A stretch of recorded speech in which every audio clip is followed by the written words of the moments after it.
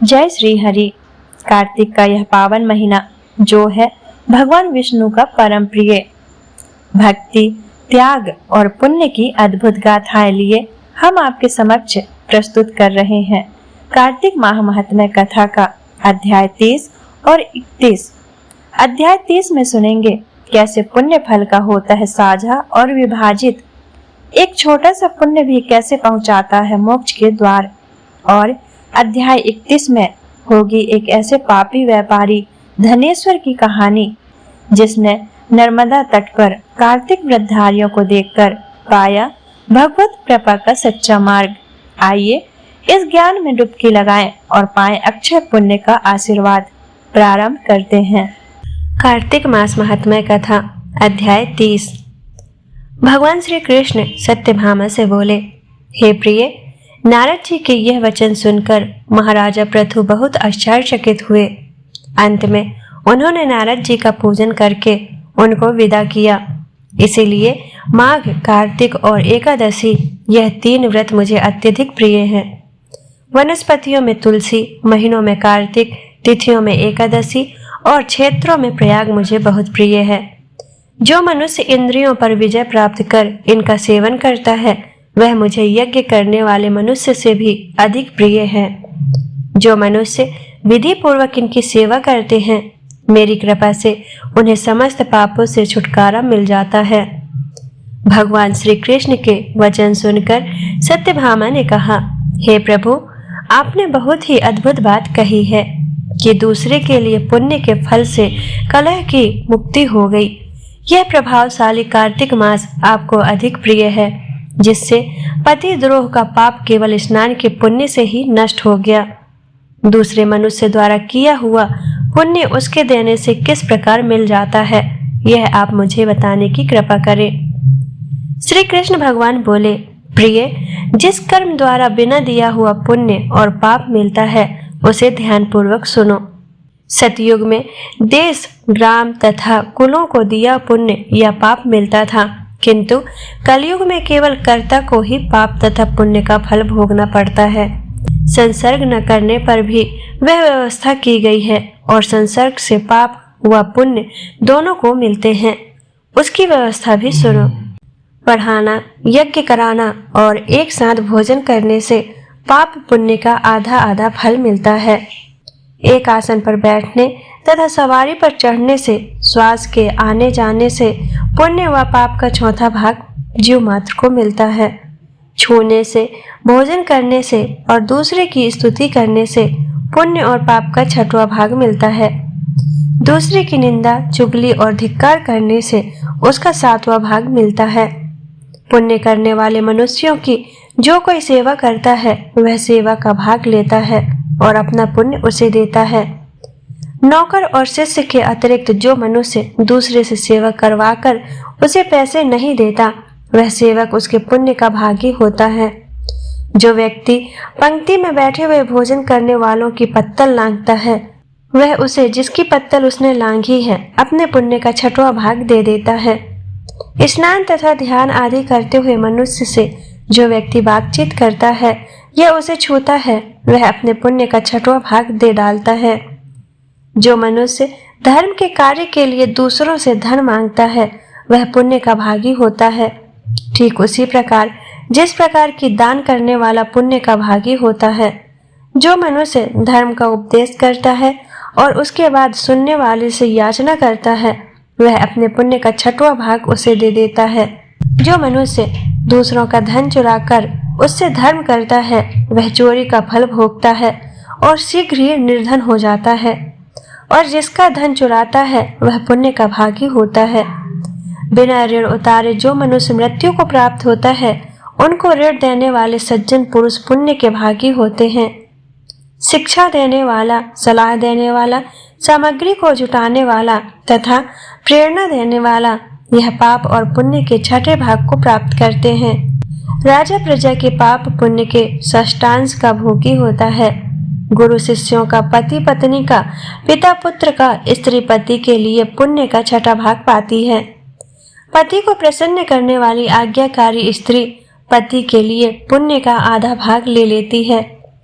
जो पुण्य आत्मा पराये लोगों को दान करते हैं वह उनके पुण्य का छठा भाग प्राप्त करते हैं। जीविका देने वाला मनुष्य जीविका ग्रहण करने वाले मनुष्य के पुण्य के छठे भाग को प्राप्त करता है। इस प्रकार दूसरों के लिए पुण्य अथवा पाप बिना दिए भी दूसरे को मिल सकते हैं, किंतु यह नियम जो कि मैंने बतलाए हैं यह कलयुग में लागू नहीं होते। कलयुग में तो एकमात्र कर्ता को ही अपने पाप व पुण्य भोगने पड़ते हैं। इस संबंध में एक बड़ा पुराना इतिहास है जो कि पवित्र भी है और बुद्धि प्रदान करने वाला है। उसे ध्यान पूर्वक सुनो। कार्तिक मास महात्म्य कथा अध्याय 31। कार्तिक मास महात्म्य का 31वां अध्याय प्रभु स्मरण का है यह सबसे सरल उपाय। भगवान श्री कृष्ण ने कहा, पूर्व काल में अवंतीपुरी में धनेश्वर नामक एक ब्राह्मण रहता था। वह रस, चमड़ा और कंबल आदि का व्यापार करता था। वह वैश्यगामी और मद्यपान आदि बुरे कर्मों में लिप्त रहता था। चूंकि वह रात दिन पाप में रत रहता था, इसीलिए वह व्यापार करने नगर नगर घूमता था। एक दिन वह क्रय विक्रय के कार्य से घूमता हुआ महिष्मतीपुरी में जा पहुंचा, जो राजा महिष ने बसाई थी। वहां पाप नाशनी नर्मदा सदैव शोभा पाती थी। उस नदी के किनारे कार्तिक का व्रत करने वाले बहुत से मनुष्य अनेक गांवों से स्नान करने के लिए आए हुए थे। धनेश्वर ने उन सबको देखा और अपना सामान बेचता हुआ वह भी 1 मास तक वहीं रहा। वह अपने माल को बेचता हुआ नर्मदा नदी के तट पर घूमता हुआ स्नान, जप और देव अर्चन में लगे हुए ब्राह्मणों को देखता और वैष्णवों के मुख से भगवान विष्णु के नामों का कीर्तन सुनता था।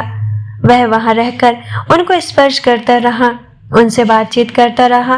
वह कार्तिक के व्रत के उद्यापन विधि तथा जागरण भी देखता रहा। उसने पूर्णिमा के व्रत को भी देखा कि व्रती ब्राह्मण तथा गौओं को भोजन करा रहे हैं, उनको दक्षिणा आदि भी दे रहे हैं। उसने नित्य प्रति भगवान शंकर की प्रसन्नता के लिए होती दीपमाला भी देखी। त्रिपुर नामक राक्षस के 3 पुरों को भगवान शिव ने इसी तिथि को जलाया था, इसीलिए शिव जी के भक्त इस तिथि को दीप उत्सव मनाते हैं।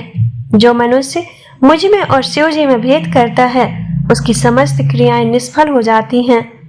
इस प्रकार नर्मदा तट पर रहते हुए जब उसको 1 माह व्यतीत हो गए तो एक दिन अचानक उसे किसी काले सांप ने डस लिया। इससे विहल होकर वह भूमि पर गिर पड़ा।